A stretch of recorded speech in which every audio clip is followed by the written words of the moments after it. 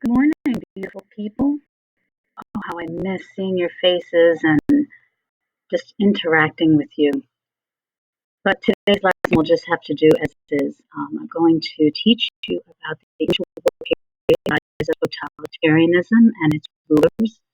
And usually I would have a graphic organizer for you to take notes. You may choose to do so or just listen, but listen very carefully because there will be a task at the end of all of this. Okay? All right, let's begin. So,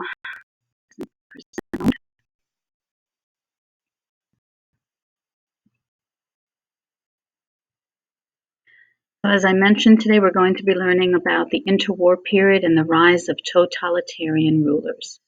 So, exactly what was the interwar period?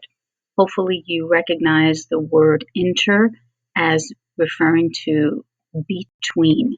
So, essentially, the interwar period was the time period between the end of World War I, which ended in 1918, and the beginning of World War II, which ended in 1939. I'm sorry, which began in 1939.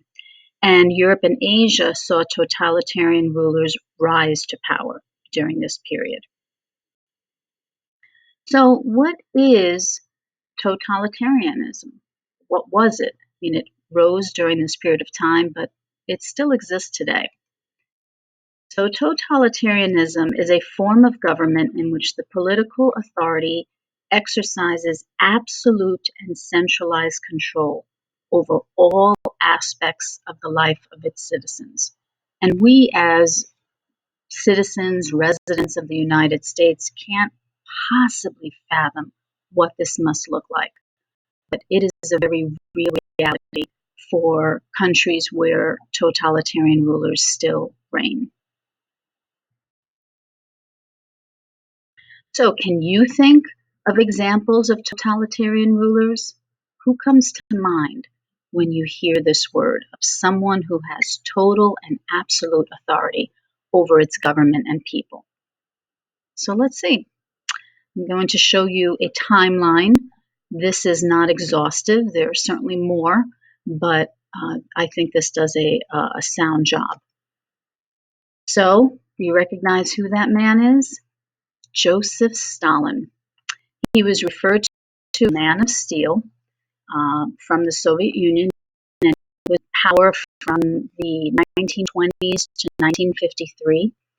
He was largely responsible for the idea of collectivization and essentially grouping all of the farms in the Soviet Union into one large farm, but it ended up being a disaster because of weather, famine resulted, and about 30 million people starved. And he connected this with this idea of a 5-year plan, which ended up being a real colossal failure. Do you recognize him? That is Benito Mussolini, Il Duce, and he ruled from 1922 to 1943. And his rise to power came because he led this march on Rome. He really wanted to, literally, his slogan was make turn Italy back to its old ways in which he felt it had experienced greatness and prosperity. And he took over the government that had been elected fairly, and he also promoted a very extreme form of fascism, fascism is an extreme form of nationalism and power ruled by the state. Recognize him? That is Adolf Hitler, referred to as Der Führer, which means the leader. And he was the leader of Germany from 1933 to 1945. We will learn more about him as we go into World War II. but you know that he created the Nazi regime. He had his own form of police known as the Gestapo, um, very much similar to Mussolini in terms of promoting extreme nationalism and loyalty to the state. He would send all of his prisoners into political camps, very much like Stalin. Just want to go back to Stalin, who also set up gulags, which were these Russian political prison camps. So it was a time of great power and intimidation. This is Francisco Franco, and he's going to get cut off here because I'm in the corner. Sorry about that, but I think I'm cuter than him anyway. So Francisco Franco was a leader in Spain. He ruled from 1936 to 1975. 1975. Guys, I was born in 1969, so that's not that long ago, although I know you think I'm old. Anyway, so Francisco Franco basically led a coup d'etat, a form of takeover of the elected government in Spain during its bloody civil war, and he was referred to as a caudillo. Caudillo means strong man. So he really turned Spain's democracy completely upside down, which had major reverberating effects on the rest of Europe. Do you recognize him? This is Hideki Tojo, also known as the Razor. He was the Prime Minister of Japan for a short period of time from 1941 to 1944.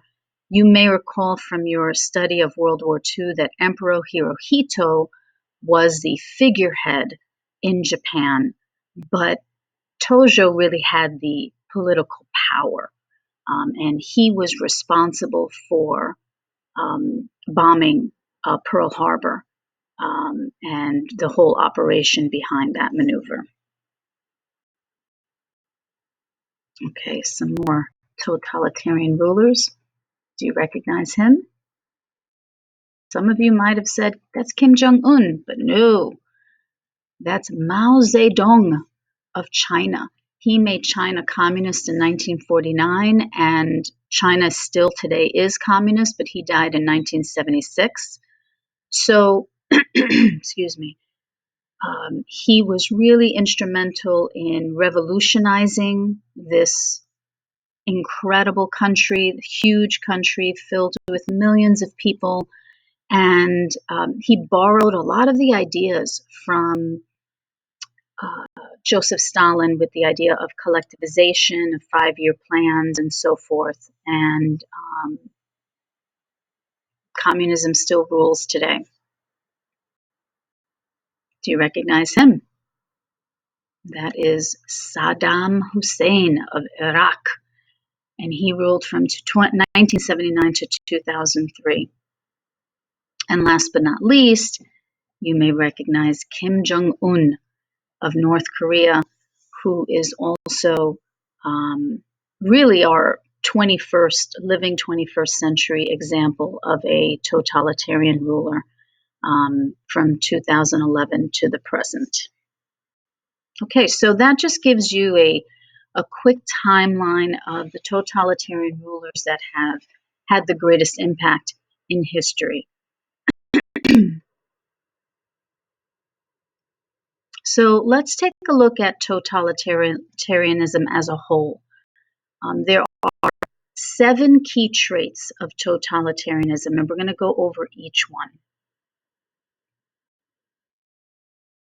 So the first one is ideology, right? Ideology is your belief system that determine your values and your principles. And for a totalitarian ruler, his ideology sets the goals of the state, glorifies the aims of the state, and justifies the government's actions. And again, when you hear the term the state, we're referring to the government, right, that is led by the ruler. The second trait of totalitarianism is state control of individuals. Okay, so here the ruler demands loyalty, and I want to show this video to you, a clip that really exemplifies the loyalty that is expected of the people toward its rule.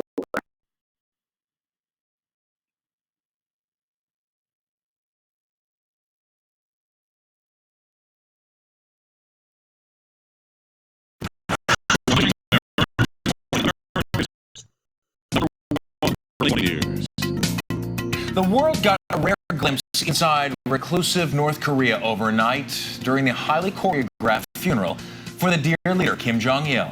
Some of the more puzzling scenes broadcast to the world: American cars from the 1950s, followed by a fleet now that of is brand Kim new Jong-un's Mercedes. father. And the soundtrack, constant wailing by mourning North Koreans that some suspect was staged. ABC's Jui Cho watched it all from Seoul. As North Korea's military elites stood still in the snow-covered plaza, the body of Kim Jong-il made a grand entrance.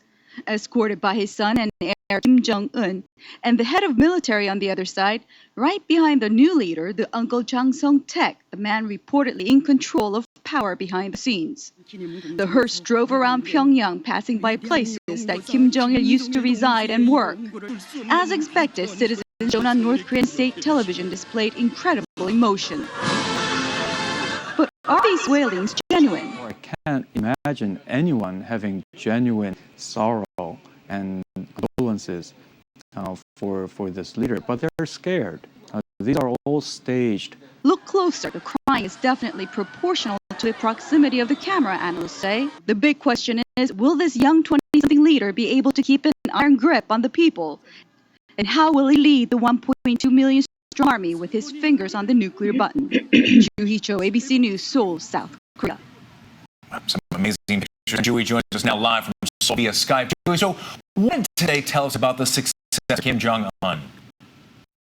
Okay, so you can watch that a little bit more on your own, but you get the point here, right? That the loyalty of the people must be exhibited at all times because the state is watching you, right? Big Brother is watching you and expecting for you to express that loyalty in all manners. Also, basic liberties are denied when the state controls the individual. And the state also expects personal sacrifice for the good of the state. So if that means your position in a particular job must be altered because the government is reconfiguring the economy and you are no longer a well-renowned physician, but let's say you're working for the government, that is expected of the individual. A third trait of totalitarianism are methods of enforcement.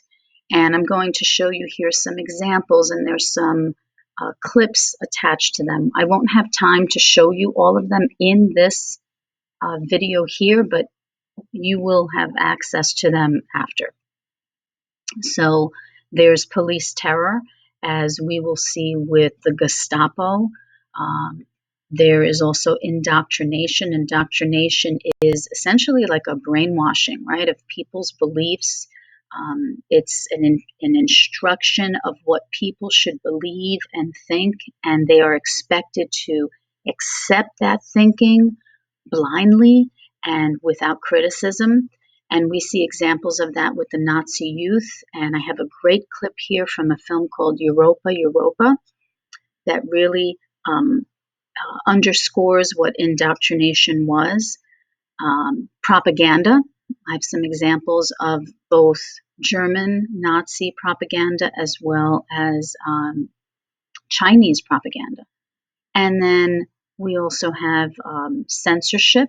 Censorship is when the government says You're not allowed to express your political opinion that would speak out against the government. If you say something that is against the leader, the journalism is deemed as an enemy of the state or fake news, and so the government, enforces limitations or complete removal of any type of media that would exist. And then, of course, persecution, right? Essentially the worst of them all, where if what you have done is really seen as a threat to the state, you will be removed. You will be killed. So let's see here. I can't show all of this because it takes up a lot of time on the Screencastify, and you can always watch this on your own. But some of these examples you've already seen. So let's get out of here. Faction: the German Army, World War II. The Treaty of Versailles stated that Germany, now the Weimar Republic, was only allowed to have 100,000 men for its military to prevent future aggression. Hitler bypassed this by allowing the SA, with a paramilitary unit of the National Socialist German Workers' Party, to expand rapidly. The growth of the thuggish SA worried the German army, who feared it would be taken over by the group and its leader, Ernst Röhm. These fears were settled when Hitler ordered the Night of the Long Knives, purging the SA leaders and reducing its power. In its place, the SS emerged as the Nazi-loyal paramilitary force. In 1935, Hitler, Führer of Nazi Germany, violated the Treaty of Versailles by rebuilding the German army's strength by bringing in military conscription and rearmament. The German armed forces as a whole, previously known as the Reichswehr, now became the Wehrmacht. This was the Heer, the army, the Kriegsmarine, the navy, and the Luftwaffe, the air force. The Wehrmacht absorbed most of the members of the SA into military service. Okay, so there you see the example of police terror. Now let's look at indoctrination here.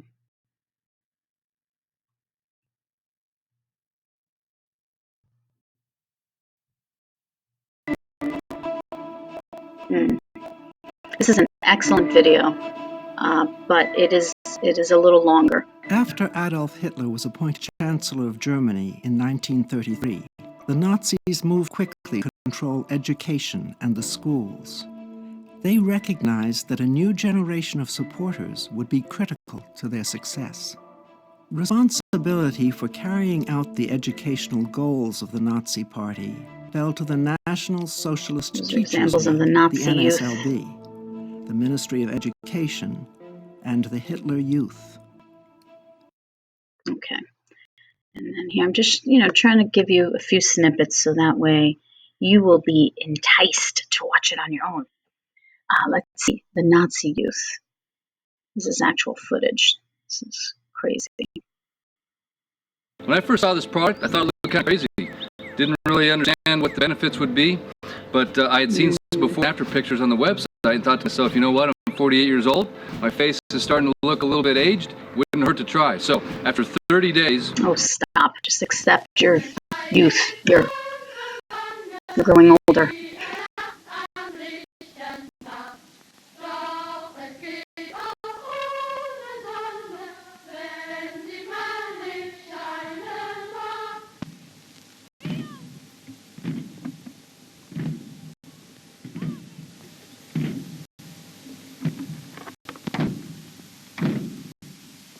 Is this what you guys do in gym?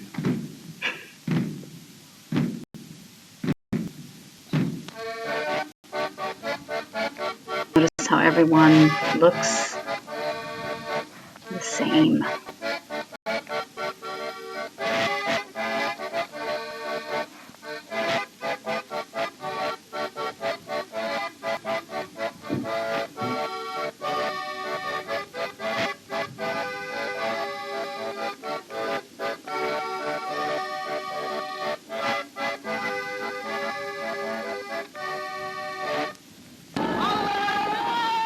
And then the boys.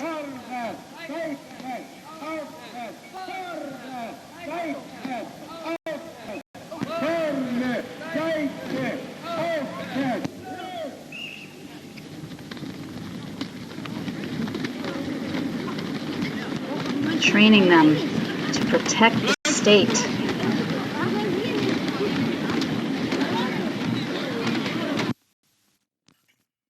Okay.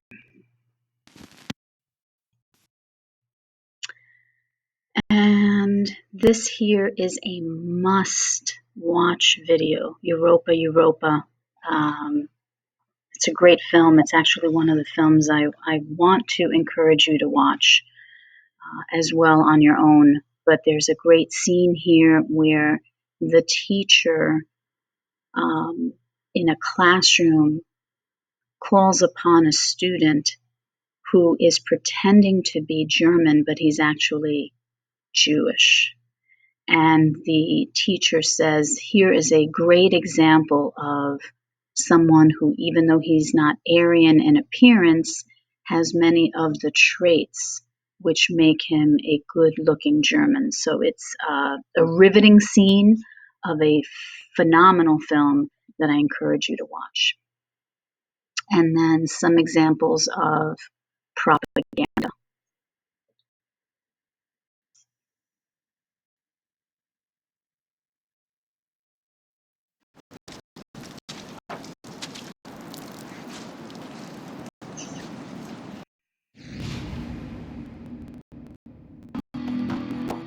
There are remarkable stories forgotten by history, like the story of Hesse Levinson's Taft.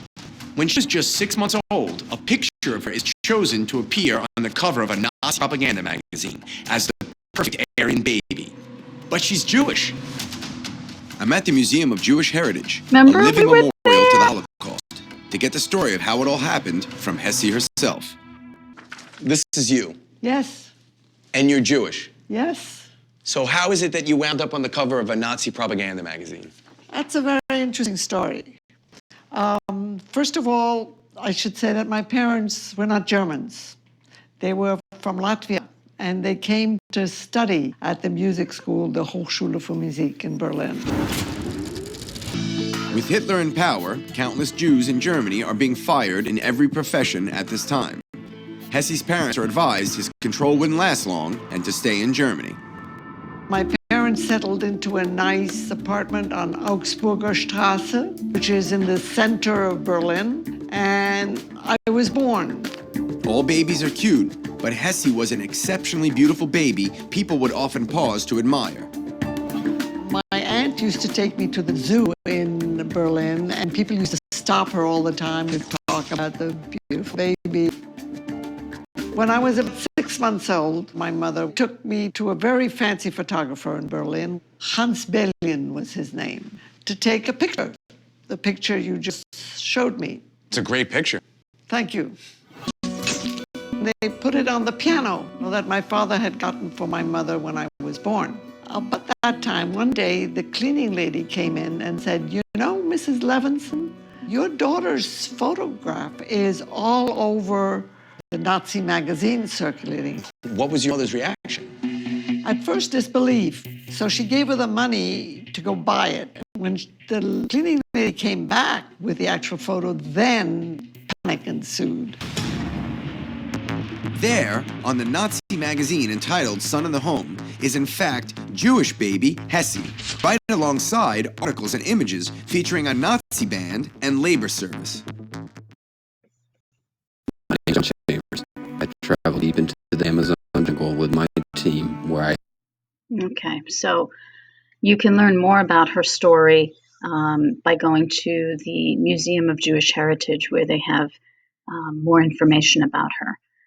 So I encourage you to look at these links more in detail so that you can really understand how the methods of enforcement played out.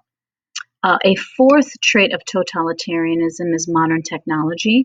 And so here we see mass communication is used to spread propaganda, and we see an advancement in military weapons. A fifth trait is the state control of society, and these are all the areas that the state controlled. Person's business, what type of work they had, where they lived, their education. Actually, religion was not allowed And so that was also dominated. The type of artwork that they performed or they created had to glorify the state as opposed to themselves or what they saw as beautiful. And obviously, their personal life, and then finally, youth groups and activities. Again, another trait was the creation of a dictatorship and a one rule party, which exercises absolute authority, dominates the government, and then the existence of a dynamic leader, someone who unites people via speech, the way in which they communicate to the people. And I'll show you a clip of that. It symbolizes the government and its power, and finally encourages popular support through this idea of a cult of personality that really taps into the vulnerabilities and the emotions of the people to really indoctrinate them with the ideas of the government. And here's an example of how effectively Hitler did that. Du meine Arbeit für richtig hältst, ob du glaubst, dass ich fleißig gewesen bin, dass ich gearbeitet habe, dass ich mich in diesen Jahren für dich eingesetzt habe, dass ich anständig meine Zeit verwendet habe im Dienste meines Volkes. Gib du jetzt eine Stimme ab. Wenn ja, dann tritt für mich ein, so wie ich für dich eingetreten bin. And so there you see a very impassioned Adolf Hitler speaking to the people, appealing to their sense of worry because Germany is struggling, Germany is angry after World War I and all of the terms of Treaty of Versailles. So he's really tapping into their fears and using that to his advantage to be able to motivate them and inspire them and thus get them to believe what he believes to be the truth, which was a lie. So last but not least, it's quiz time. So I hope you enjoyed this lesson. You're going to click onto this link here and it will take you to a Google quiz. I strongly encourage you to again watch this lesson, look at those video links, and do your best to rock this quiz. Okay? Feel free to send me any comments, any questions that you may have, and I hope you have a great day, lovely people. Miss you. Bye.